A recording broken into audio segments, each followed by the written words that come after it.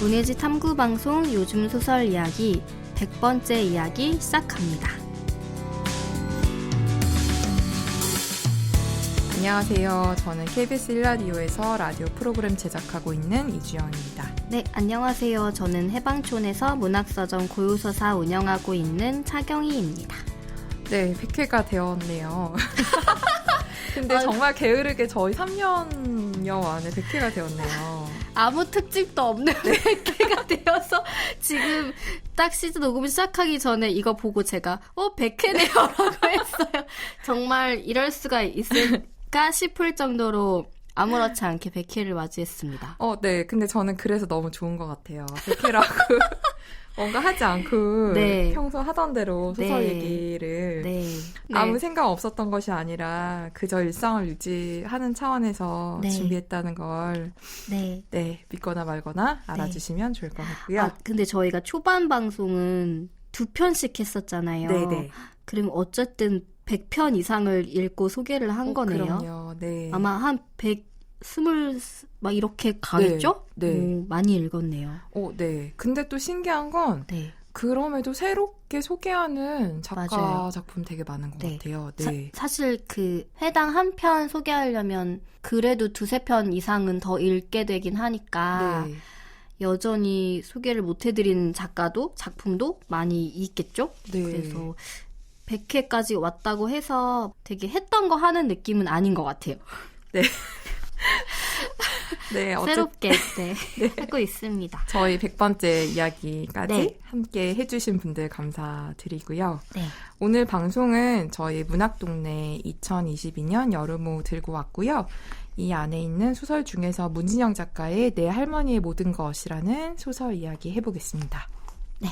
먼저 문학동네 2022년 여름호, 저희가 오랜만에 처음 이제 다시 시작하면서 처음 보게 되는 개간지인데 9월 8일이어서 이제 가을로 나올 시점인데 저희가 이제 녹음할 시점에는 아직 나오지가 않아서 여름호를 먼저 소개하게 되었습니다. 네. 여기서 문학동네 특집은 이것 또한 제가 오랜만에 봐서 그런지 평소 문학동네답지 않은 주제다라는 생각이 살짝 들긴 들었어요. 맞아요. 제목이 20대 대선에서 우리가 네. 본 것, 보지 않은 것 이렇게 돼 있더라고요. 창작가 비평인 줄 잠깐 착각했어요. 네, 저도 이거 창비의 그거 아닐까 생각했는데 어쨌거나 여기서는 조금 진지하게 20대 대선을 좀 돌아보는 기획을 마련을 했더라고요. 제가 간단하게 좀 편행글을 살짝 읽어드리면 길다면 길고 짧다면 짧은 선거 기간 동안 우리는 한국 사회에 잠복해 있던 혐오와 열망, 적의와 불안이 노골적으로 드러나는 장면들을 목격했고 이제는 그것들이 낯익은 질서로 재편되는 양상을 마주하고 있다. 라고 하면서 선거 기간에 나타난 언어와 정동을 거두어 찬찬히 들여다보고자 했다라고 이야기를 했더라고요. 사실은 대선 이제 끝나고 새로운 정권이 들어서면서 여러 가지 현상들이 보이면서 또 우리 사회에서 감춰져 왔던 것들이 좀 노골적으로 드러나는 부분도 있는데 이 문학동네 여름호에서는 윤석열 대통령 취임사에 가장 도드라진 낱말 중에 하나였던 반지성주의를 가지고 이런 반지성주의라는 단어가 실제로 우리 시대에 작용하고 있다라고 이야기를 하면서 이런 시대의 문학은 무엇을 할 수 있을까라는 좀 질문을 던지고 있습니다. 그래서 좀 다양한 교수라든지 저술가들 통해서 이 대선에서 나타났던 어떤 우리 사회의 민낯이나 한번 이야기해볼 것들을 다룬 글들을 싣고 있고요. 나머지 부분들은 크게 달라진 것들이 없는 것 같아요. 기존 코너들이 다 유지가 되면서 창작 코너에서는 시 같은 경우에는 권누리, 김영리, 박상순, 안미리, 이덕규, 이선락, 이재훈, 조말선, 최백규, 최재원 그리고 동시는 강기원, 변은경, 신혜영, 최희의 시인이 시를 실었고요. 소설은 5편이 실렸는데 김현수, 문진영, 박상영, 손원평, 조혜은 작가의 단편이 실려 있습니다. 임소라 작가 저희도 유소야에서 몇 번 소개한 적이 있는데요. 새로운 장편 연재가 이번 호부터 시작이 됐어요. 나는 지금도 거기 있어 라는 에이디런 리치 시의 한 구절에서 제목을 따왔다고 하는데요. 장편 이제 시작이니까 관심 있는 분들 따라 읽으셔도 좋을 것 같습니다. 백은선 시인과 김금희 작가가 각자 관심 있는 신작들에 대한 깊이 있는 이야기를 다룬 백은선의 시읽기, 김금희의 소설읽기라는 코너도 있는데요. 이번에 김금희 소설읽기에서 임선우, 박서련 신작 소설 소개를 했는데 저도 임선우 작가 이번에 김금희 작가가 소개한 유량의 마음으로라는 신작 소설집 너무 재밌게 읽었어서 임선우 작가 좋아하시는 분들, 또 박서련 작가 마법소녀 은퇴합니다 좋아하시는 분들 따라 읽으셔도 좋을 것 같습니다. 네, 그러면 저희 소설로 한번 들어가 볼게요. 문진영 작가의 내 할머니의 모든 것입니다. 저희가 지난 99회에 리터에 실려 있었던 그 백온유 작가의 작품을 소개를 해드렸잖아요. 네. 그 의탁과 위탁 사이라는 작품이었는데 거기에서도 주인공이라고 할 수 있는 연수와 할머니의 관계가 주요하게 소설로 다루어졌다면 공교롭게도 이 문진영 작가의 소설도 외할머니인 거죠. 배정심 여사라고 나오는 외할머니에 대한 이야기가 주요 줄기예요. 그래서 이 소설의 화자와 엄마의 이야기도 나오고 이제 외할머니에 대한 이야기도 나오는데 같은 할머니에 대한 이야기지만 기존의 백온유 작가 작품 소개해드렸던 것과는 다른 시점과 관계와 감정으로 다루어져 있는 소설인데요. 네. 할머니부터 소개를 해드릴게요. 네. 할머니가 굉장히 저한테는 좀 비현실적인, 그러니까 있을 법한 캐릭터이긴 하지만 저는 본 적 없는 그런 인물이었어요. 배정심이라고 이제 1946년생 여성으로 나오는데 어린 시절에 엄마와 삼촌, 그러니까 딸과 아들을 두고 집을 나가서 이혼을 요구하는 그런 여성인 거죠. 근데 46년생 여성이 이혼을 요구하는 것도 쉽지 않은 일일 텐데 당시로서는 더 쉽지 않게도 할아버지, 그러니까 남편이 그거를 굉장히 나이스하게 받아들이는 딸에게 나는 너희 엄마를 미워하지 않으며 우리의 인연은 여기까지인 것이고 이거를 붙잡는 것은 구차한 일이다라는 식으로 부모의 이혼을 아이들에게, 자녀들에게 설명을 해주는 그런 정황도 나오거든요. 네. 그래서 이 배정심 여사는 그렇게 이혼 후에 가정을 떠난 뒤 어떻게 살고 있는지 전혀 소식을 전하지 않고 살아온 거예요. 그런데 이제 삼촌인 거죠. 네. 그 아들이 갑자기 심장마비로 죽게 되면서 상속 문제가 생겨서 40년 만에 이 배정심 여사에게 딸인 엄마가 연락을 해야 하는 일이 생겼고 그게 잘 대면하지 않고도 해결이 됐지만 그러니까 엄마가 할머니에게 만나자라는 제안을 함으로써 이제 40년 만에 해유가 이루어졌고 그 후에 손녀인 나도 할머니를 만나게 됐다라는 이야기인데요. 네. 근데 이 할머니가 첫인상부터가 굉장히 좀 묘한 거죠.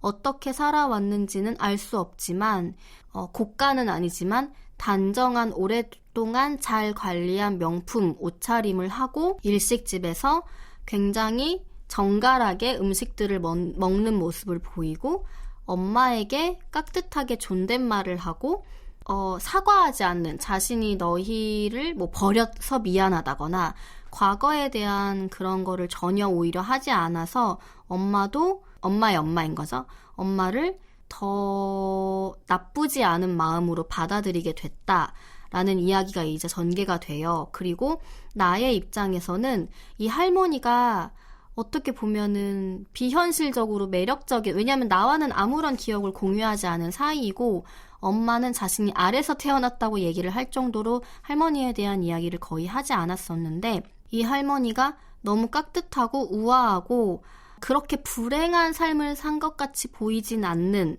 그리고 적당한 거리감을 늘 유지하고 있는 점을 굉장히 좋게 받아들이고 있는 거예요. 네. 그런데 어느 날 이 할머니가 또 한 번 사라지게 되는 거죠. 그래서 그 집에 찾아갔지만 그 후에도 할머니와 닿을 수 없는 그런 상황에 대한 이야기가 소설로 쓰여 있는데 이 소설을 고르게 된 이유는 이 소설이 갖고 있는 묘한 정서도 마음에 들긴 했지만 이 할머니 캐릭터에 대해서 사실 이 소설에선 많은 걸 이야기해주고 있지 않아요. 그냥 나라는 화자가 관찰한 외형적인 모습들에 대한 묘사만 많거든요.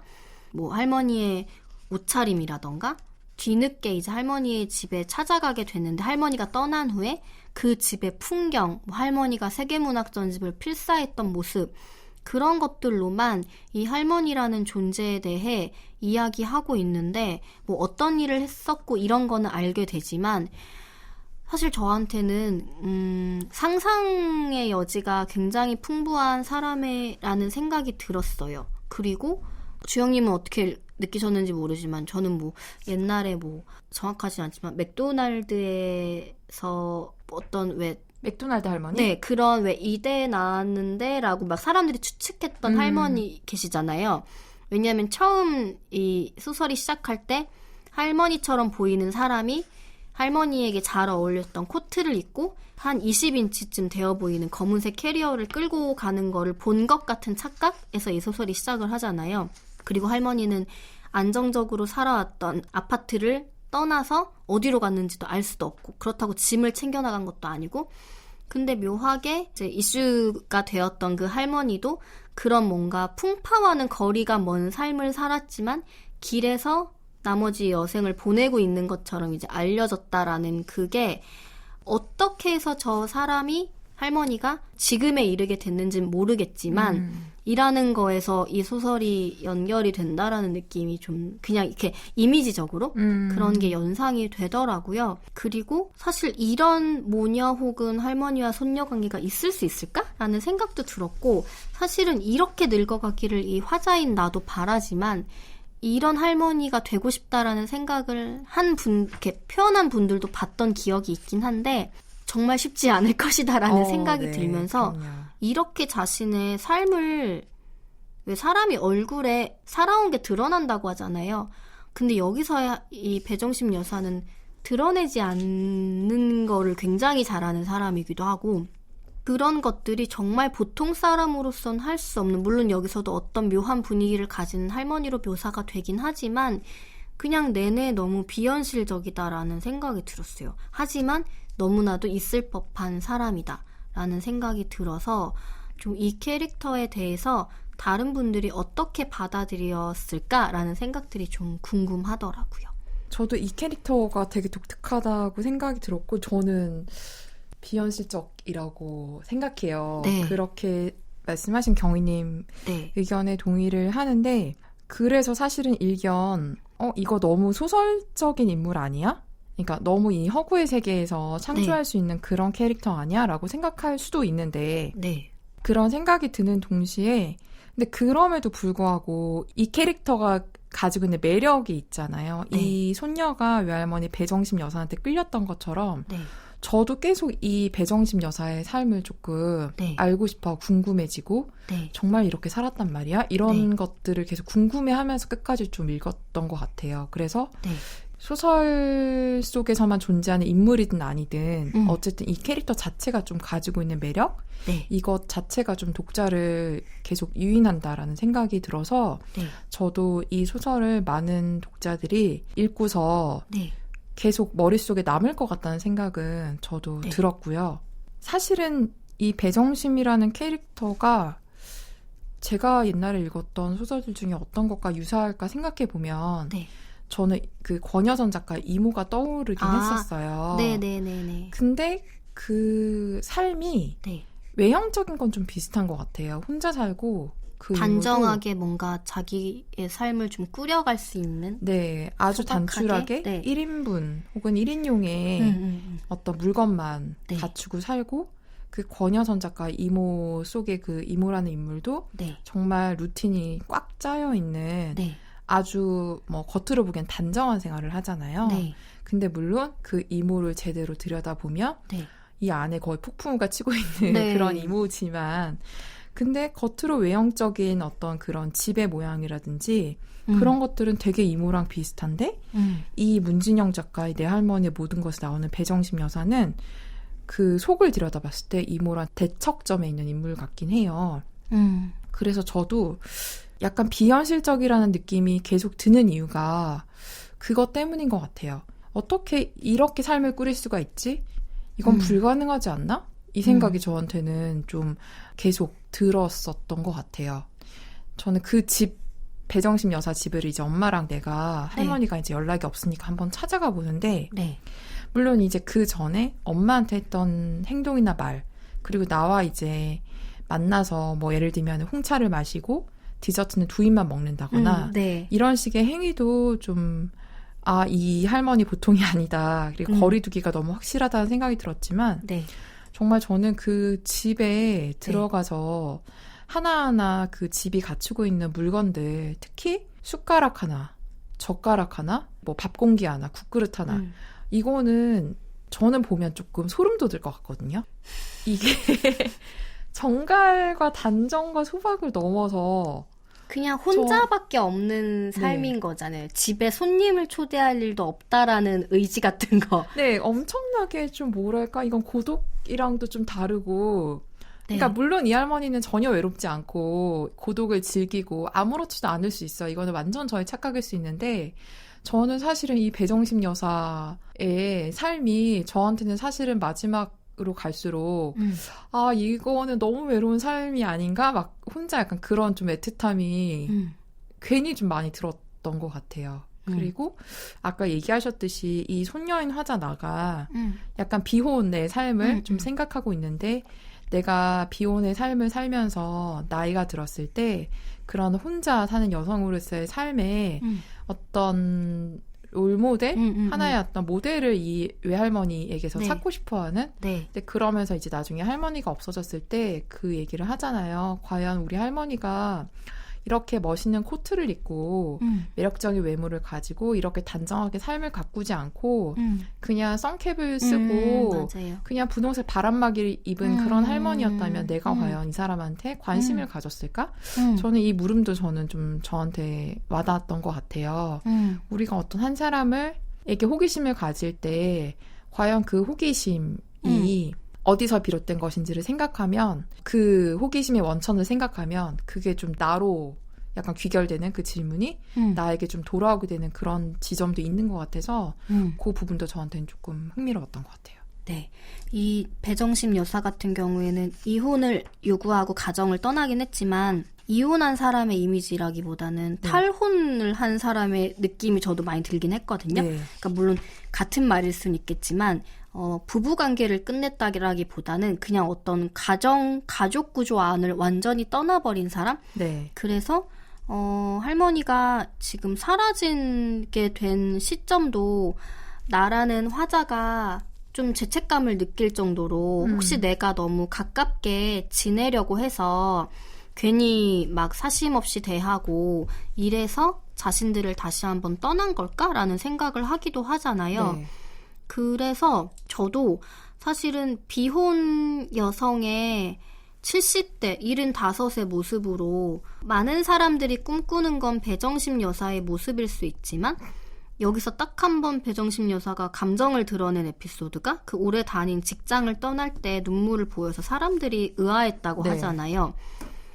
그게 뭐 어떤 관습적인 거였을 수 있지만 그것만은 아닐 거라는 생각이 들고, 그리고 끝에 가서 든 생각이 그 노마드랜드에서 그 주인공 펀이라는 여성도 사실 가족들이 이제 우리 집에 정착해라 막 이런 것도 하고 캠프촌에서도 되게 오랫동안 머물러 있는 사람들이 있음에도 펀이 자신도 이해를 할 수 없지만 그냥 스스로 떠날 수밖에 없는 상황으로 뭔가 끝이 흘러가는 게 있잖아요.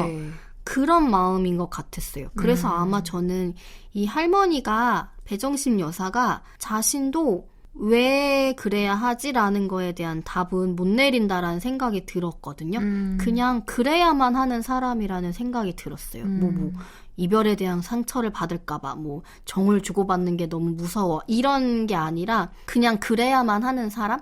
그냥 홀로 있어야 하는 사람이라는 생각이 들어서 사실 여기서 어떤 이유도 추측하지 않고 할머니의 과거에서 어떤 뭐 아픔을 들춰내거나 이런 것도 없는 게 그냥 그런 사람이 있어 라는 이야기를 할 법했다라는 생각이 들었고, 아마 자신도 나는 왜 그런 삶을 살아야 할까라는 거에 대해 자문을 많이 했겠지만 제가 생각했을 때는 그 이유가 중요하지 않고 사실 그냥 나는 그런 사람이야 라는 결론이었을 것 같아요. 네. 그래서 손님이 이 집에 오는 일이 없다라는 삶을 그대로 유지를 하기까지는 아마 다른 우여곡절도 있었을 것 같아요. 뭐 네. 추측할 수 있는 것들이 사실 많잖아요. 네. 할머니가 결혼 생활에 대한 어떤 굉장히 거부심을 느꼈다거나 뭐 그럴 수도 있고 아니면 다른 파트너를 원했을 수도 있다. 뭐 여러 가지가 있겠지만 그 어떤 단서들이 하나도 없는 걸로 와 어떤 시도의 과정이 있었을 수 있지만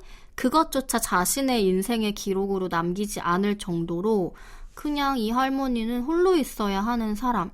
그래서 자식에 대한 죄책감이나 미안함도 있더라도 드러낼 수 없는, 왜냐면 나는 그런 사람이니까 라는 생각으로 많이 가더라고요. 그래서 저는 사실 노마드랜드를 그 책으로는 읽지 않고 영화로만 봤지만 그렇게 그 주인공의 마음이 이해되진 않았거든요. 근데 어떤 이들은 자신의 노후도 저렇게 되길 바란다고 한 주변 사람들이 있었어요. 네. 근데 저는 되게 힘들 것 같다라는 생각이 들었거든요.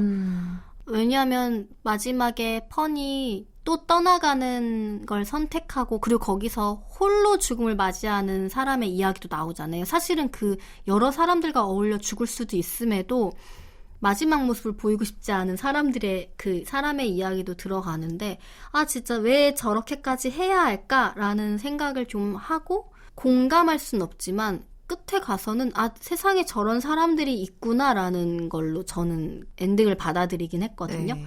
근데 이 할머니에 대해서도 아마 이 화자인 나도 그렇게 받아들이지 않았을까라는 생각이 들었어요. 어떤 선망하게 되는 사람을 만났지만 할머니가 자신들을 다시 또 떠났을 때 상처받지 않고 그리고 할머니에 대해서도 이 소설을 두 번째 읽다 보니까 계속 힘들지 않게 살았을 거야. 괜찮았을 거야. 이런 식으로 후회가 없을 것 같아. 막 이런 느낌으로 계속 그 할머니의 인생을 동정하지 않으려는 표현들이 다시 읽히더라고요. 네. 그래서 할머니의 결혼 생활에 대한 동정도 없고 물론 이제 좀 할아버지가 약속을 지키지 않았다 뭐 이런 이야기는 나오지만 굉장히 할머니의 삶은 누군가는 초라하게 보일 수도 있지만 아니야 괜찮았을 거야 힘듦이 보이는 걸로 없을 거야 라는 생각들이 들고 심지어 할머니의 아파트가 이 재건축이 대상이 지금 된 상황인 거잖아요. 네. 굉장히 그냥 두고 떠나기 만약에 그냥 보통의 인물이라면 라는 생각이 드는데 사실은 저도 주영님의 말씀에 공감이 되는 게 그 선캡 쓰고 예를 들어 동네에서 또래들과 굉장히 즐겁게 어울리는 할머니들도 많잖아요. 네. 약간 윤성희 작가 소설에 나올 법한 어떻게 보면 행복하고 즐겁고 그런 걸 즐기는 사람들은 그런 노후의 모습에 저는 더 가까울 거라고 보거든요. 네. 그리고 비혼이어도 법적으로 혹은 어떤 파트너십을 유지하지 않겠다라는 거지 비혼의 종류도 제각각이니까 친구와의 공동체를 이루는 걸 선택하는 사람도 있을 거고 저도 비혼이의 삶이 꼭 고독과 연관된다는 생각은 잘 없는데 네. 정말로 고독의 끝판으로 가는 인물을 보면서 이거는 그냥 이렇게 태어난 사람만이 할 수 있지 않을까? 그런 것 같아요. 이거는 들었어요. 비혼의 어떤 모델은 아닌 것 같아요. 네, 그 외향적인 모습, 뭐 단출하고 세련되고 나의 외향을 굉장히 단정하게 가꾸는 거는 다른 이야기인 것 같고, 네. 하지만 그렇게 절제하기까지도 굉장히 힘든 순간들이 있을 거고, 네. 자신의 모습을 한자어가 그대로 쓰여져 있는 세계문학 전집을 갖고 있는 시절에 머물러 있는 것처럼 꼿꼿하게 유지할 수 있는 거는 쉬운 일은 아닌 것 같아요. 자신이 원하는 자신의 모습이 굉장히 뚜렷하고 그거를 지키기 위해 정말 오랜 세월을 철저하게 자신을 제어하지 않았을까? 근데 정말 그렇게까지 해야 하고 할 수 있을까라는 생각이 사실 여전히 들기는 해요. 이게 네. 손녀의 시선으로 그려져서 그렇지. 그러니까 어떤 과정들을 거쳐서 결국 이렇게 삶을 이 모양으로 이 아파트에 있는 공간으로 귀결됐을까라는 궁금증이 일긴 해요. 네. 네. 그러니까 뭐 최소한의 최선이라는 단어가 나오지만 네.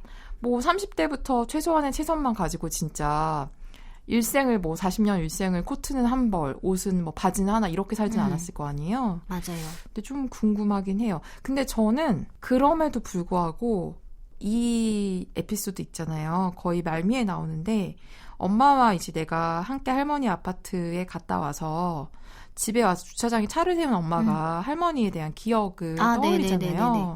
근데 이제 그게 어릴 때 이제 엄마였던 그 할머니가 기차를 타고 이 엄마를 데리고 5살짜리 엄마를 데리고 어딘가를 갔는데 도착한 역에 이 5살짜리 엄마를 내려다 주고 거의 사라져서 하루 종일 어딘가로 가서 돌아오지 않았던 거예요. 네. 근데 사이가 깜깜해질 때 할머니가 헐레벌떡 나타났고 두 사람은 다시 기차를 타고 함께 집으로 돌아갔다라는 에피소드가 나오는데 엄마가 이제 그 사건을 떠올랐다는 것이 아니라 그제서야 떠올린 것은 할머니가 반드시 올 거라는 믿음, 네. 확신이었던 거잖아요. 네. 혹시나 이제 그 역에 대합실에 혼자 앉아 있으면서 우리 네. 엄마가 날 버린 게 아닐까? 우리 엄마가 도망간 게 아닐까라는 의심을 아이가 할 수도 있었을 텐데 그 아이를 놔두고 떠난 엄마는 그 아이에게 일말의 그런 불안감, 의심도 주지 않고 완벽한 믿음을 그 순간에는 줬던 거잖아요. 네. 근데 저는 이 에피소드를 보면서 조금 이 엄마와 이 할머니의 현재 관계가 네. 오히려 조금 더 이해가 됐던 것 같아요. 이 엄마에게는 물론 이제 우리 엄마가 나를 12살 때 버리고 갔지만 아빠와 이혼하고 이제 사라졌지만 이 기억을 내가 갖고 있기 때문에 5살 때 누군가를 완전히 믿는다는 거에 뭔지 알려줬기 때문에 12살 때 자신의 엄마가 그냥 연기처럼 사라져도 받아들일 수 있지 않았을까. 네. 그걸 유지하고 살 수 있지 않았을까라는 생각이 좀 마지막에 좀 들면서 사실은 이 에피소드가 이 전체적인 소설 안에서의 이 배정심 여사의 캐릭터와는 사실 별로 어울리지가 않는데 저는 좀 이 에피소드를 읽으면서 그제야 조금 배정심 여사 엄마 사회에 좀 수수께끼 같은 게 좀 풀리는 그런 느낌은 좀 들었어요. 그러니까 보통 자녀 둘을 두고 가출을 일삼다가 돌아와서 이혼을 요구하는 여성에 대해서 향하는 시선들이 있잖아요. 네. 막말로 뭐 아이를 버리고 떠난 나쁜 모모 막 이런 식의 비난들. 네. 근데 이 소설에서 얘기하고 싶은 것은 그런 여성이 자신의 이기심으로 누군가를 버리고 떠나고 가정을 배신하고 이런 것이 아닐 수 있다. 그 사람의 결정이 꼭 외도라거나 다른 뭐 경제적인 이유라거나 그런 선택이 아니라 그냥 자신이 자신으로서 살아가려면 이런 길을 선택할 수밖에 없고 그리고 같이 사는 시간 동안은 아마 아이에게 내가 너를 버리는 사람이 아니야 라는 태도를 최선을 다했을 거라는 생각이 들기는 하는 거죠. 네. 그 영향이 사실은 이 모녀 관계도 되게 독특하긴 하잖아요. 네. 다시 같이 살기로 했을 때 두 사람이 내건 조건이 되게 어떻게 보면 이것도 저는 비현실적이라고 생각을 네, 했는데 저는 옆에 이렇게 써서 아니 이렇게까지 해야 돼 이렇게 써봤어요. 네. 이게 뭐 여러 가지 그 뭐 경제적인 조건 정말 그 모녀가 다시 같이 살기로 했지만 하우스메이트처럼 대할 것이라는 네. 거에서 출발해서 비용적인 것도 그렇고 네. 그리고 되게 재밌었던 게 과거를 인용해 엄마를 비난하지 않을 것 네. 각자의 불행은 각자가 책임질 것 이게 사실은 네. 모든 모녀 관계가 애증으로 엮이는 거가 네. 이 두 가지가 얽혀있기 때문이라는 맞아요. 생각이 들거든요. 네. 과거의 일로 서로를 비난하고 원망하면서 각자의 불행을 주변에 전염시키는 것. 소위 말하는 감정 쓰레기통으로서의 네. 무언가를 요구하는 거에서 어긋나는 그 애증의 모녀 관계가 있는데 이 엄마는 어떻게 해서 이런 생각을 하게 됐을까에 대한 생각도 사실 들긴 했어요. 네. 어쩌면은 뭐 관계는 어린 시절에 끊어졌지만 이 할머니의 영향이 없진 않았을 것이다 라는 생각도 물론 아버지의 역할도 있었겠지만 유전자 같아 유전자. 네, 그래서 이 두 모녀의 관계도 굉장히 흥미롭다는 생각이 들었는데 그 원형에는 네. 할머니가 그리고 그 할머니의 떠남을 받아들였던 할아버지의 네. 그런 것도 있지 않을까라는 네. 생각이 들면서 애증으로 얽혀있는 모녀 서사를 많이 읽긴 했잖아요, 저희가. 네. 근데 그것과는 어떤 다른 것이 있을 수도 있다라는 사람, 그리고 그냥 가족으로 엮여있긴 하지만 개개인의 사람들이 모인 공동체이기도 하잖아요. 네. 그리고 이 삼촌이 세상을 떠난 정황도 좀 묘하죠. 그쵸. 그러니까 심장마비 있어서 죽음을 예측하지 못하니까 홀로 사는 공간을 전혀 누군가 정리해 줄 거란 생각이 없는 그 생활의 흔적이 남아있는 것. 그러니까 삼촌도 잠깐 등장하지만 그냥 홀로 자기의 맞아요. 생활을 영위했던 사람. 그러니까 다 각자의 홀로인. 삶으로 네. 꾸려가는 이야기들이, 그래 사실 이런 사람들도 이런 가족도 있을 수 있어 라는 생각을 좀 하게 하는 면도 있었던 것 같아요. 네. 와, 진짜 각자의 불행은 각자가 책임질 것, 이렇게 엄마와 딸이 선언한다면 너무 이상할 것 같은데 저 한번 이렇게 해보고 싶다는 생각도 약간 들어요. 근데 물론 정말 어떤 관계가 유지가 됐을 때 그 물꼬가 트이는 시점도 있겠지만 네. 원칙적으로는 모두가 이렇게 생각하고 살면 감정이 험난해질 일이 없을 거라는 생각은 네, 들더라고요. 네. 철칙처럼 막 이걸 꼭 지켜야 될까지는 모르겠지만 맞아요. 너무 기본적인 거라는 생각이 좀 들었어요. 네. 근데 이렇게 선언할 필요가 있다. 특히 K 모녀 관계는 이런 생각도 약간 드네요. 만약에 어느 한쪽이 너무 이거에 대해 섭섭해한다면 문제는 거기서부터 시작이 되겠죠. 하지만 이건 너무 기본적인 성인이라면 맞아요. 취해야 할 태도이겠죠. 맞아요. 더 어려운 건 사실 저는 과거를 인용해 엄마를 비난하지 않을 것이 더 어려울 것 같다는 생각은 들었어요. 맞아요. 이것도 진짜. 지금의 불행은 내가 책임지겠다는 생각은 있는데 네. 과거를 더 이상 끄집어내지 않고.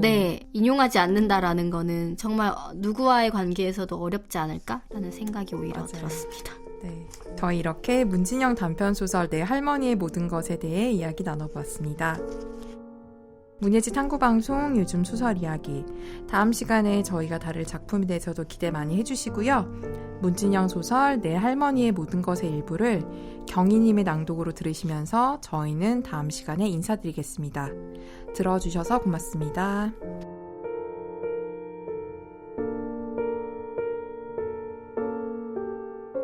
나는 다음 정류장에서 내렸다. 버스와 반대 방향으로 걸었다. 마음은 달려가고 있었지만 다리는 천천히 움직였다. 길가의 벚나무들이 꽃잎을 떨구고 있었다. 아까 그곳에 다다랐을 때 밤새 코트를 입은 할머니는 없었다. 그런 할머니는 어디에도 없었다. 어디선가 또다시 세찬 바람이 불어왔고 벚꽃잎이 후두둑 쏟아져 내렸다. 그때 나는 내가 이미 알고 있다는 걸 알았다.